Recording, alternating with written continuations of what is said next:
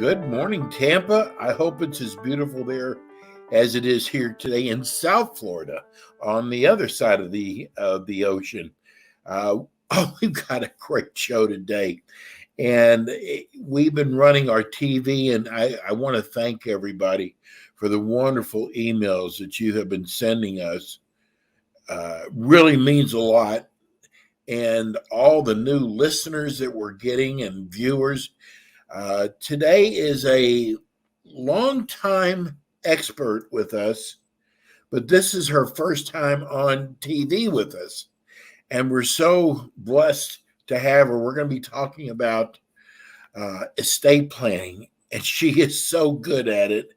And let me welcome you to attorney Debbie Baker. Well, thanks, Steve-O. Appreciate that. I appreciate it. She's got this, if you're not watching on TV, she's got this huge smile, and she's just a wonderful hearted person. She's a lot like me. I'm a believer, and so is she, and that's all I'll bring up about religion. But Debbie, we are so happy to have your firm, and we're going to spend the next 25 minutes talking about estate planning.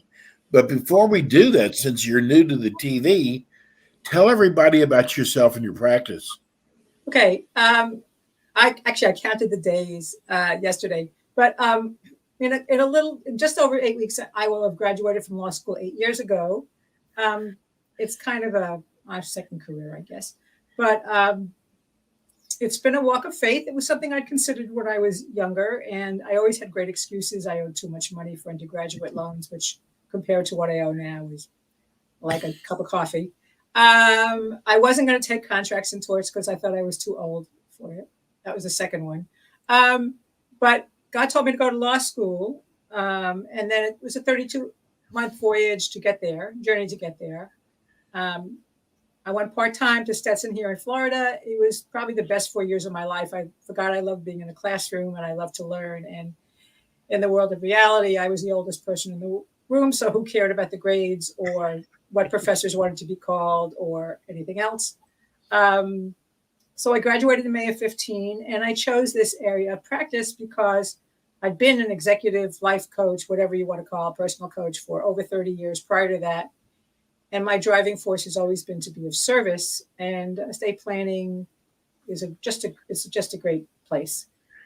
Absolutely. Before we go any further, let me just tell everybody today's show is brought to you by the law firm of Kemp, Rouge, and Green Law Group. They represent clients who've been injured, whether it's by auto accident, slip and falls, dog bites, motorcycle accidents, wrongful death, as well as property claims. Call them today at 727-835-8327. We're here with attorney Debbie Baker. You know, Debbie, let's just start off with something easy. What is estate planning? Okay. Estate planning is the process an individual or a family goes through to be sure that when they die, their estate, whatever that is distributed, taken care of the way they want. And more importantly, part of the essential ingredients are documents that exist for you while you're still alive.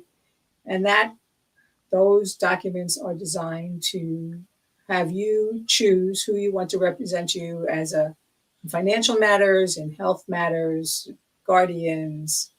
And the thing that I've learned is I had somebody yesterday tell me they didn't have an estate. And I went, well, that's not really true. I said, you have a checking account? And they said, yes. I said, well, then you have an estate. So, and they said, but people no. I mix said, well, up estate planning thinking you have to have some huge estate, but that just isn't true. They think you have to have wealth, however they define that. They think you have to own a home. Right. And they think you have to have children. So they're wrong on all counts. And agree. I'm really sympathetic to people who think that because there's no reason for them to think otherwise. So part of my role in terms of being of service is to educate the person who calls and says, I don't have anything, to say, well, you're wrong. you can do something, not do something, but really understand if you leave your family without a plan, the state, any state you live in has a plan. It's called intestacy, and it's expensive. Well, I'm gonna let you say that. You know what? I got to tell you, even and do you work on wills at all? I want to make sure before I go into Yes. this. So part of a basic estate plan is your will, which is your Yes. testament testament. Okay, and that's what's the legal expression? It's how you want to dispose of your bounty. Bounty just could be your CD collection. It could be your books. It could be whatever. That's the will, and that doesn't go into effect until after. You know, I got to tell you, there's people. Everybody says, "Well, I don't have enough money for a will." There was a big rock star. His name was Prince, who passed away. And I was shocked with all the management people he has around him. He did not have a will. I Right. was just blown away by that. Right. Right. Yes, it's quite amazing. People think they have things to. So what I've learned is will can often be if an estate plan has been done effectively, it can just be a catch-all for anything that you forgot to designate to go to somebody. But I too am amazed that anybody who has any wealth, regardless of whether they're the pop star like Prince, somebody doesn't come to them and say, "Have you made provisions for what happens to you if you die?" I mean, I think Kobe Bryant had one, but there's a great example of a complete because I don't remember how Prince died, but Kobe Bryant was a complete tragedy, and I think he had a plan, but had he not, yeah, his wife would have gotten everything, but who knows if that's would have been what he wanted in terms of the fact that he had children. Right. Yeah. And, even Larry King, the big talk show host, I heard that he made his will out on a napkin, leaving. I mean, but what we're trying to say here is you don't have to be a multimillionaire to get a will. And we never know what's going to happen in our life. Right. And COVID sure proved that. So you can say I'm healthy and I don't need a will, I don't need an estate plan. Wrong, because you never know. You never know. Yeah. We all know of people who left the house in the morning and didn't get home that night. Exactly, exactly. So that's why we bring you shows like Attorney Debbie Baker, because what we're trying to do is we're trying to educate you, because there's so much education out there.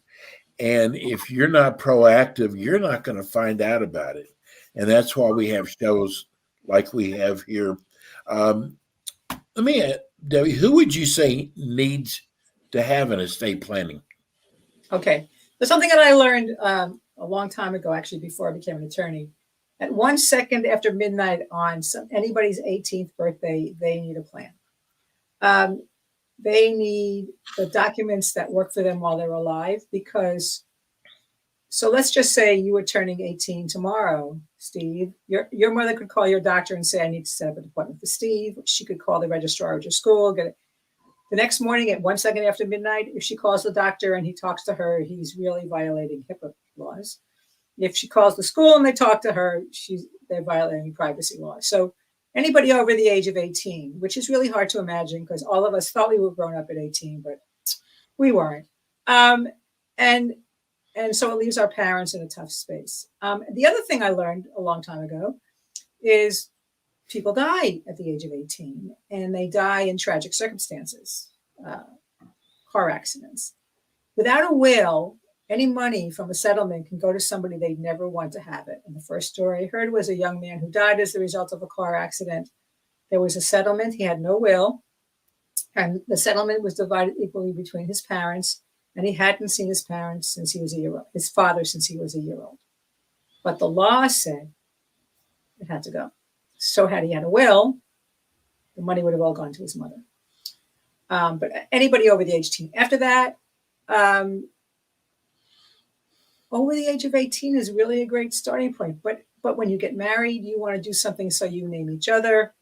If you buy a home, you want to do something different because What do you want to have happen to the home? If you've got children, you want to do something different because who's going to raise the children if something happened to you? And I get it that we don't think we're ever going to die before we're 90, which means our children will be 70 and they can probably or 65 and they can take care of themselves. But like you said, there's no promise. So it's really a pretty universal need. And so the reasons people don't do it, they don't think they have anything. We've already covered that. They think it's too expensive, but they've never checked it out. And we've all had that.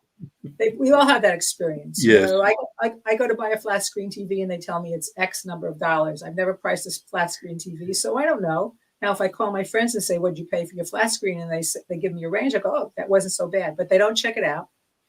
And the third reason, truly, and I've had a couple of people tell me this, but it's true, they think they'll die as soon as they plan. There's no doubt they're signing their death warrant as soon as they plan. So they, which it's hard not to laugh at, but it's very heartfelt. I mean, they are convinced. Debbie, look what happened with Terry Shively. I mean, here's a woman who did not have a will, right? And she got sick, and she left everybody in a kind of a bad, because she thought by telling her husband she did not want to be resuscitated, but there was no will. No, and it wasn't the will. It wasn't the will. It was her. Oh, goody, the camera. It was her healthcare surrogate and living will. So she had given her husband no written directions, and her parents could have contested what he wanted to do regardless.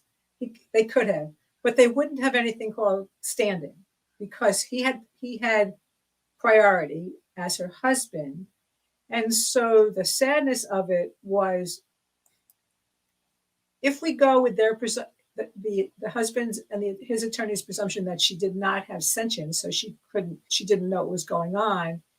The process involving the Florida Supreme Court, almost the U.S. Supreme Court, it lasted years longer than it had to had she had the document. So the tragedy is, and the thing, a book for people to read is called Medicine in the 11th Hour. And it's about, you want to make these choices because the grief your family goes through when you're ill is made multiple times worse when nobody has a direction for what you want. And what I tell people with those is, if you and I are siblings, Steve, and our mom wants a plug pulled and you're in charge, okay, and I want them to keep her alive, you hold up the document to my face and you see, Deb, do you see what our mother signed? I get it, because you have to appoint the person you trust. Even if they don't agree with you, they just have to be willing to do what you want. And that's true for every role.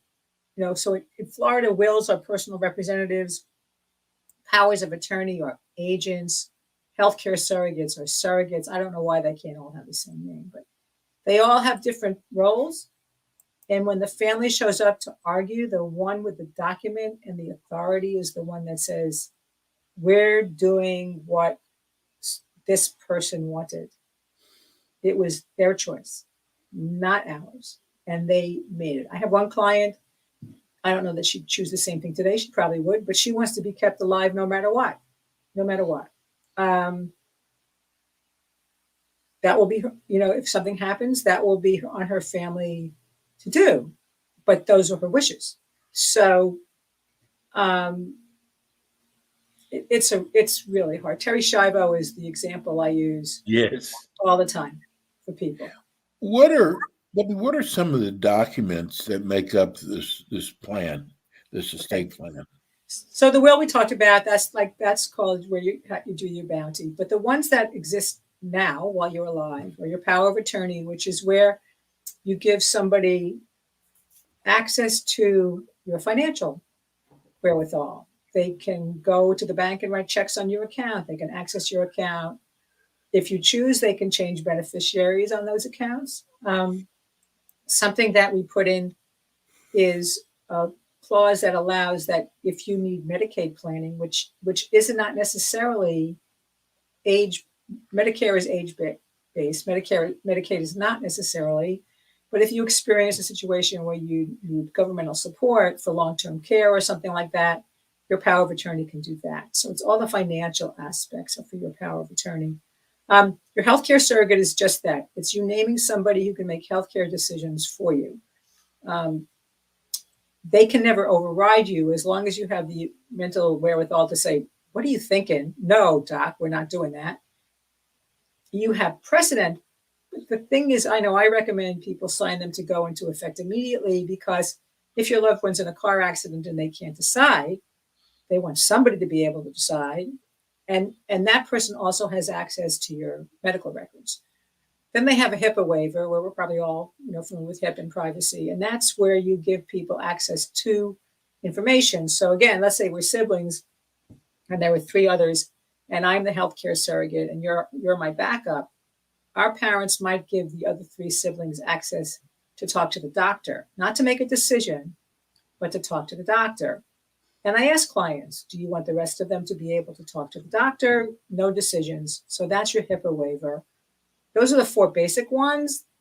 In Florida, I do a pre-need guardian. So if you become incapacitated to the point of needing a guardian, you've already named who you want. So again, the family doesn't go to court and say, no, mom wanted me. No, mom excluded you, actually. Read the document. And the last one that's part of the basic plan is a document the living will is how do you want to die? So at what point do you want the doctors to pull the plug, so to speak? So that's the living will. That's part of the basic. But there's one about what do you want to do after that? Do you want to be buried? Do you want to be cremated? Where do you want to be scattered? Where do you want to be buried? Do you want something special in terms of religious observance? What do you want? I have somebody right now who her husband wants his ashes scattered at a wildlife management area in upstate New York. Well, probably that's not allowed. So the language will say as allowed by applicable law, because they need to be on warning that be careful. And I don't want them coming back to me and saying, we told us we could do this. No, I didn't tell you could do that. It says as allowed by applicable. So my first mentor taught me that. That's what you put that in. Any place somebody wants to be cremated and ashes scattered other than someplace So those are the basics for the estate. Debbie, I think you got a beautiful heart, but in the estate planning field, it must be tough when there's families that are arguing about who gets what. Well, that was one of the reasons God said, don't you dare go into a courtroom. Yeah. Okay. So that's probate litigation. That tends to be after the fact. Okay. I invite families while we're planning to ask. Well, I invite families, clients. I said, I want you to give away everything you have right now that you want somebody to get, because 2 reasons. 1, let me enjoy it, or them enjoy it while you're alive. And B, if it's not in your home when you die, they can't argue about it. So the emotional reason is just give it away. The calculated reason is get it out of the house. And people say, well, my kids will never argue. And I go, well, that you may be right. But sometimes they do over the smallest of things. That happens after the fact. And that's when I call my friends who do probate litigation and say, hey, have at it, because I want no part of this. The sadness for me for the estate planning is clients who don't agree on who they want to appoint. I'm finding interest in Florida has a unique rule about who can represent you for your estate. They have to be a blood relative. Okay, a blood relative. So your maternal or paternal aunt can't be your uncle-in-law, your aunt, it can't be an in-law, or they have to live in Florida. So what I've seen several times with people who've moved to Florida, they have no family here. All the people they have are somewhere else, and they really don't have anybody to represent them for their will, because they haven't formed the friendships or the trust for that. And that's really tragic. So that's sometimes where it comes up. And with young couples, it's that, you want to appoint Joe and Susan as guardians for your children. And your wife goes, Joe and Susan, those are the last people I'd appoint. What are you thinking? You're going to be back with us again next month. And boy, I know, because I'm getting the text messages. We only have a few minutes left, but people want to know, how do you choose that person? And I promise you, we will get to that next month. Well, you make a note of that, and I'll remember it too. I will definitely remember that. Okay. And if you're watching on TV now, you can see we've been scrolling Debbie's office number. But if you're listening on radio, Debbie, give everybody the phone number.